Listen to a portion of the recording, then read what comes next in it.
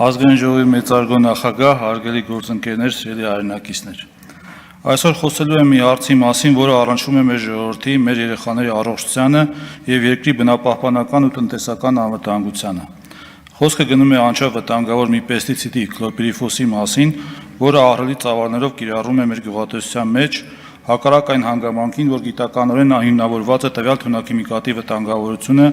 մարդու առողջության, շրջակա միջավայրի եւ կենսաբազմազանության համար։ Բազմաթիվ հեղինակավոր հաստատությունների, այդ թվում Առողջապահության համաշխարհային կազմակերպության կողմից իրականացված հետազոտությունները փաստում են, որ քլորպիրիֆոսի կիրառումը վտանգավոր է նախ եւ առաջ երեխաների եւ հղի կանանց համար։ Մասնավորապես երեխաների մոտ առաջանում են նյարդային պաթոլոգիաներ։ Անգամ փոքր չափականակով քլորպիրիֆոսի ազդեցությունը անդառնալի վնաս կարող է հասնել երեխայի ուղեղի զարգացմանը եւ էնդոկրին համակարգին։ Պեստիցիդը ծայրահեղ վտանգավոր է նաեւ հղի կանանց համար, ինչը դրսևորվում է պտղի աճի դանդաղեցմամբ, ուղեղի փորոքի ընդլայնմամբ, սրտի եւ թոքերի պաթոլոգիաներով։ Քլորպիրիֆոսի լայն կիրառումը ունի նաեւ բնապահպանական ռիսկեր, քանի որ կուտակվելով հողում եւ ջրերում այն վտանգի է ենթարկում կենսաբազմազանությունը, ոչնչացնելով շատ օգտակար միջատների, այդ թվում մահաբեր ազդեցություն ունի մեղուների վրա։ Ավելորդ չէ նշել, որ կան նաեւ տնտեսական եւ ռեպուտացիոն ռիսկեր։ Հայաստանից արտահանվող պտուղ բանջարեղենի սննդամթերքի մեջ քլորպիրիֆոսի հայտնաբերումը կարող է հանգեցնել շուկաների կորստի կամ նոր շուկաներ մուտք գործելու անհնարինության։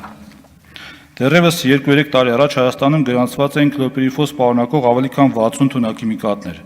Վերջին տարիներին կառավարությունը հետևողական պայքար է մղում մեր երկրում անորակ եւ կասկածելի ծագում ունեցող պեստիցիդների շրջանառության դեմ եւ ներկայումս նաեւ այդ պայքարի շնորհիվ թույլատրված պեստիցիդների անվանացանկում մնացել են շուրջ 3 տասնյակ քլորպիրիֆոս պարունակող պեստիցիդներ։ Այդուհանդերձ այսօր եւս վտանգավոր այդ թունաքիմիկատի ներկրման եւ գործածության ծավալները մտահոգիչ են եւ անհրաժեշտ է մեկընդմիշտ արգելել վտանգավոր այդ նյութի գործածությունը Հայաստանում։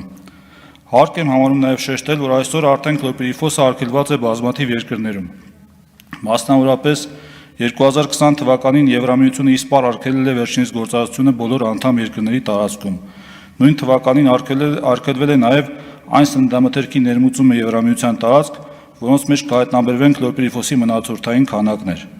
Քլորպիրիֆոսը արգելված է նաև ԱՄՆ-ում, Կանադայում, Մեծ Բրիտանիայում, Շվեյցարիայում, Հարավային Կորեայում, Վրաստանում եւ շատ այլ երկրներում։